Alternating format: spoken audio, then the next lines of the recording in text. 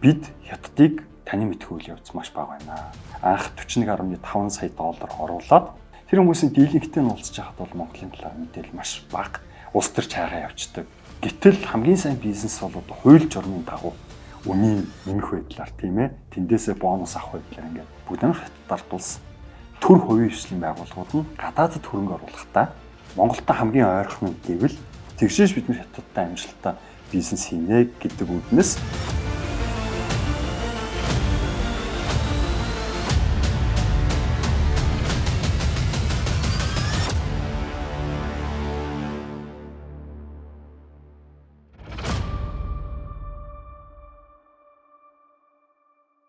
Худалдаачин үндэстэн форумд зориулсан бичлэг контентуудын анхны дугаараар би эдийн засгийн хамтын ажиллагааны 3 талхуурын тухай ярих гэж бодож байна.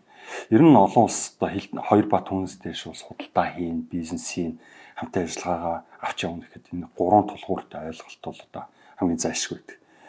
Энэ гурыг одоо 1 2 3 гэж тулгуурлах ямар ч аргагүй. За хамгийн түрүүнд бол бие бинийгээ танин мэдэх үйл явц буюу судалгаа шинжилгээ. Энэ шинжилгээ ухааны хамтын ажиллагаа гэж бас томьёолж болоод байгаа. За эдийн засгийн шинжилгээ ухааны хамтын ажиллагаа. За хоёрдугаарт бол улс төрийн хамтын ажиллагаа. Бидээс хоёр улс дипломат харилцаа тогтоосон хоорондоо найрсаг одоо стратегийн ижбүрэн түншлэлийн харилцааж үдэмжлэлт талбай нэлцэл байгуулчихсан бол маш сайн гэж. Гуравдугаарт энэ пүүсүүдийн хамтын ажиллагаа буюу хувийн хвшил бизнесийн байгууллагуудын хамтын ажиллагаа маш их чухал байдаг. 2023 оны 11 сарын 11-ний өдөр Нотел зочдуудад одоо дорны төвшил бизнесийн зөвлөлгээд байгууллагаас бид бүхэн манай баг хамт олон худалдаачин үндэстэн форумыг анх удаа зохион байгуулах гэж байгаамаа. Энд бол одоо яг 111 Монголын бизнесийн байгууллагууд оролцсон. За Монгол улсад төлөөж 3 судлаач байна. Дээрээс нь Хятадаас 3 судлаач урьсан байгаад байгаа. За Монгол Хятадын харилцааг ингээ хараад явхад бол та олон мэдж байгаа, та бүхэн мэдж байгаа. Бизнесийн харилцаанаас илүү улс төрийн харилцаа маш сайн байдаг. За өнгөрсөн 11 сард жишээл манай улсын ерөнхийлөгч айлчлаа. 6 сард энэ оны 6 сард манай улсын ерөнхий сайд айлчлаа. Сайд нарын төвшөнд бол айлчил 4-5 удаа ингэ боллоо. Си Жинпин дараа хүртэл хэлээд байгаа шүү. Уул усаараа холбогдсон хоёр ард түмэн гэлдэг. Тэгээд ерөнхийлөгч ерөнхий сайдын айлчлалын хүрээнд бол одоо Монгол Улсын засгийн газрын талын зам хөтөлбөрийг Хятадын бүс баа зам санаачлагтай шин сэргэлтийн бодлогыг жишээлбэл Даян дэлхийн хөгжлийн санаачлага гэдэг 22 онд Баог эдийн засгийн форум дээр зарласан энэ бодлоготой. За манай алсын хараа 2050-ыг жишээлбэл хоёр алхам стратегтэй холбоно гэж байгаа Хятадын. Бүс баа зам Даян дэлхийн хөгжлийн санаачлагаа нийлүүлээд Хятадууд бол ингээд хоёр алхам стратеги гэдэг. Ингээд ер нь бол засгийн газрын бодлогын төвшөнд бол бодлогоо нэгтгэх нь биеийнхээ улс төрийн сонголтыг хүндэтгэх нь тийм ээ. Гэт хэлийн ямар нэгэн маргаан байхгүй байнга л одоо өндөр дээд түвшний стратеги ижбүрэн түвшний харилцаатай гэж зарладаг. Гэтэл яг шинжилгээ ухааны салбар буюу одоо миний судалдаг олон улсын худалдааны салбарт бол бие бинийгээ танин мэдэх үйл явц бол маш бага.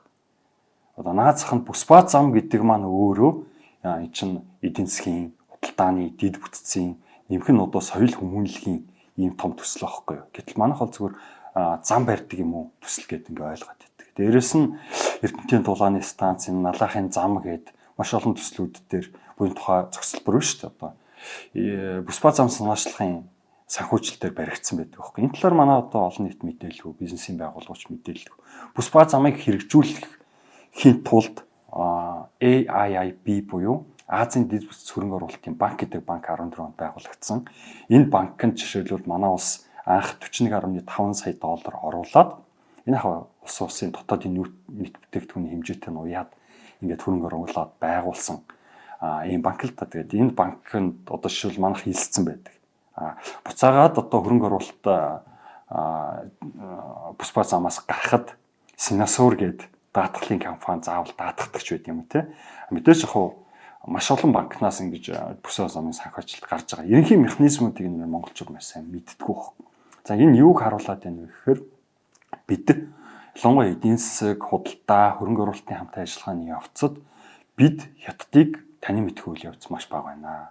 Дээрээс нь Хятадын талаас ч гэсэн харж байхад Монголын бизнесийн орчин, хөрөнгө оруулалтын орчин, худалдаа, хууль, дүрм журамтай холбоотой мэдээлэл бол одоо маш бага байдаг. Маш их бага байдаг. Тэр нь бол одоо Монгол хөрөнгө оруулахаар сонирхоод ирсэн. Энэ зам та бүхэн мэдж байгаа Шангрилагаар манай тийм ээ хотелч тийм үү корпорат том буулуудаар хятад хөрөнгө оруулагчд одоо битүү байлаа шүү дээ. Тэр хүмүүсийн дийлэнхтэй нь уулзж байхад бол Монголын талаар мэдээлэл маш бага. Хууль дүрм журам мэдсэн байхгүй. Тэгээд ерөнхийдөө хатуухан хэлэхэд өмнөд Монгол орчуулагчтай ярьдаг. За нөгөө орчуулагч маань Монголд ирэнгүүтлээ дарга хайхаа явчихдаг. Тэ соёл нь бас тиймэрхүү юм да одоо бас тэгэл улс төр чаагаа явчихдаг. Гэтэл хамгийн сайн бизнес бол одоо хууль журмын дагуу хийсэн л бизнес байгаа шүү дээ. Тэгээд буцаагаад гинт харилцааны дунд нөгөө нэг зуучлагч орчуулагч болж байгаа хүмүүс маань яг үүндээ ингээд хятад дээд боловсролизм шийдчихгүй тийм үү. Өөрөө Бээжингээс урагшаа явж одоо бизнес эрхлээгүй байдгаас шалтгаалаад зарим тохиолдолд хятад нь аягүй таарав. За энд ирээд одоо Монгол улсын одоо бидний хэрэгжилж байгаа халах хаялга дамгаалсан хэлний орчинд төөрч бодлох асуудал үүсдэг ч гэдэг. Ингээд ерөөсө хоёр талаасаа бид ингээд 3000 гаруй жил хөршилсөн мөртлөө яг орчин үеийн харилцаан дээр ирэхэд бизнесийн харилцаан дээр ирэхэд бие биенийг мэдтгвэ. Ганцхан улс төрийн харилцаа сайн яваад байдаг. Тэгээд эдийн засгийн шинжилгээ ухааны худалдаа хөрөнгө оруулалтын үүднээс бие бинийгээ огт тань мэдэх үйл явц хангалтгүй байгаа учраас нөгөө бизнесийн хамтын ажиллагаа гэдэг маань доголдож эхэлчихдэг. Яг бодитоор. За өнөөдөр бол одоо Монгол хятадын худалдаа гэвэл манахаас уулуурхаан бүтээгдэхүүн гардаг тийм ээ. Гэхдээ энэ бол одоо яг хятадын мөрдөгж байгаа хууль дүрм тэр манахаас бас санаачилж байгаа нэг цахим бирж хөгжүүлэх гэдэг. Хятадч гэсэн ерөнхийдөө бол цахим бирж хөгжүүлэх гэдэг үсгийн газар нь оролцож идэг. Гэтэл одоо энэ хил давнсан манайтай хэлж байгаа одоо энэ одоо манай фол юм бол фол энэ зарим нэг компаниуд манай уулуурхан худалдаа авалтанд оролцдог. Тэндээс болж одоо нөгөө нүрсний хулгай гэж нэрлэгдээд байгаа янз бүрийн асуудлууд гардаг. Ийм байдал үүсдэг. За өнөөдөр бол бид нар ийшээ хятад руу уулуурхан бүтээгдэхүүн экспортлж байна. Буцаагаад уулуурхан бус бүтээгдэхүүн импортлж байгаа. Ийм л зүйл хэрэглээнийх бүтээгдэхүүн импортлж байгаа. Ийм л харилцаа яваад байгаа байхгүй юу? Энэ харилцаа маань аль альнийхаа хууль дүрмийг мөрдсөн, дагсан, тэгээд зөв шударга. Ер нь бол би жижигний үйлдвэр худалдааны их сургууль яг худалдааны мэргэжлэр төгссөн. Тэгэхэд манай багш нар бол хоёр зарчмыг зайлшгүй мөрдөж байгаагаа хэлжсэн л да байнга цагтдаг. Тэр нь юу гэхээр нэгдүгээрт чи худалдааны ажил хийж байгаа бол судалгаа хийж байгаа бол харилцагчаасаа хүндрэлээ үл нөх зарчим гэж хамгийн ихний зарчим байдаг шүү. Тэрийг байнга мөрдөж байгаагаар ямар ч асуудал бизнес дээр гарч болно, судалгаа шинжилгээнд дээр гарч болно. Цаг тухайд нь харилцагчдаа ийм асуудал үүссэн гэдгийг шүүн орой мессежж чамаагүй дамжуулж хэлж. За хоёрдугаар чи хаанаас ашиг олж байгаа юм бэ? Бизнес гэдэг бол маш олон үе шаттай үйл явц үүдэг тийм. Тэр бүх үе шатаас ашиг олохгүй болно. Гэхдээ яг аль үе шатн дээр ашиг олж байгаа вэ гэдгээ харилцагчдаа хэлж бай. Тэгээд гэрэн дээрээ тусгаж бай. Гэсэн энэ хоёр зарчмыг хэлсэн. Яг өнөөдөр ингээд Хятад Монголын хооронд бизнес хийж байгаа дийлэнх кейс жишээнүүдийг харж байхад бол энийг огт мөрддөггүй л тийм ээ. Нэг л их тийм одоо жишээлбэл манай бизнесийн хэрэгэнд очлоо, хотод очлоо, Бээжинд очлоо нэг л сайхан хүлээн авалтанд ороод яваад идэг тийм ээ. Хоол идэлээдэг. Нөгөө маань үйлдвэрийн бараа бүтээгдэхүүн зуучилж идэг тийм. Тэгтэл ихэвчлэн нөөтийн буцаалтаас нь юм уу? Эсвэл инновашн гэсэн хятадын төрийн буцаалтаас нь юм уу? Эсвэл ядууралтаа тэмцэж байгаа бүс нийтгэс худалдаа авалт хийсэн тохиолдолд авч байгаа урамшууллаас нь нөгөө ч ашиг олоод идэг байхгүй юу? За яг бүр зарим хэцүү тохиолдолд бол шууд нөгөө үйлдвэртэйгээ харьцаад үнийн нэмэх байдлаар тийм ээ тэндээсээ бонус авах байдлаар ингээд нөгөө зууч хийж байгаа этгээдүүд маань ингээд ашиг олоод идэг. Зууч бол худалдааны салбар заавал байх ёстой зүйл зөвлөх зууч консалтингийн үйлчилгээ бол байна. Гэхдээ яг аль мөчид нь ямар мөчлөгөөс нь ямар хэмжээний ашиг олж байгаа гэдгийг хэлж байгаа юм. Тэгээ гинт явж байгаад нөгөө үйлдвэрлэсэн бараа бүтээгдэхүүн чанарын доголдолтой юм уу те эсвэл үнэтэй эсвэл нөгөө тээврийн явцад алдаа гараад ингээд өчнө асуудал үүсдэг шүү дээ. Тэгэнгүүт л буруу тоолтгоо хийдэг. Эн чинь бол юу ч юм нэхэр тэр харилцагчаа усаа хүндрэлээ нууч явсаар хагаад эцсийн цэгт одоо тэр бизнесийн утга учир алдагдчихээн дараагийн хамтын ажиллагаа байхгүй болж байна гэсэн нэг жишээ. За яагаад энэ бүхнийг яриад байгаа юм бэ гэхээр за мэдээж улс төрийн харилцаа бие бинийгээ танин мэдэх буюу энэ эдийн засгийн судалгааны харилцаа хамтын ажиллагаа тэгээд дээрэс нь одоо бизнесийн байгууллагуудын хамтын ажиллагаа энэ гурван хамтын ажиллагаа бол яг гурван тулгуур эдийн засгийн хоёр орны хамтын ажиллагааны гурван тулгуур байхгүй. За мэдээж энийг одоо зөвлөж идэг соёлын, хүмүүнлэгийн, байгаль орчны гээд хамт ажиллагаанууд байна шүү дээ. Тэтгэлгээр бие биенийхээ оюутнуудыг сургах ч байд юм уу, мод тарих ч байд юм уу те. Соёл спортын тэмцээний харилцан зохион байгуулах байдаг те. Энэ бол одоо тэр эдийн засгийн хамтын ажиллагааны яг ингээд бүслүүрүүд гэж байгаа. Дагалдах шинж чанартай тэр харилцааг зөөлөж идэг, илүү нөгөө утга агуулгатай болж идэг тийм ээ. Ийм харилцаанууд гэж байгаа. За худалдаачийн үндэстэн формыг хийдэг гол зорилго бол танин мэдэх үйл явц буюу эдийн засгийн шинжилгээ ухааны худалдаа хөрөнгө оруулалтын орчны хамтын ажиллагааг л эхний ээлжинд бид нар сайжруулах гэдэг. За Хятадаас 3 профессор ирсэн байгаа. За энэ профессорууд маань нэг нь бол одоо яг бүгд нэг Хятадд улс төр хувийн хвшлийн байгууллагууд нь гадаадд хөрөнгө оруулахдаа ямар зарчим бодлого хууль дүрэн баримталж байгаа юм бэ? Тэрийг таниулах юм. Буцаагаад Монголын бизнесүүд тэнд аж ахуй нэгж байгуулах те хөрөнгө оруулахад ямар одоо боломжууд байх юм бэ? Хятад жишээлбэл үйлдвэрээ байгуулах гэж байгаа Монгол компаниуд байгаа шүү дээ. Эсвэл оюун нэмж бүртгүүлэх гэж байгаа юм. Тэр талаар ярих.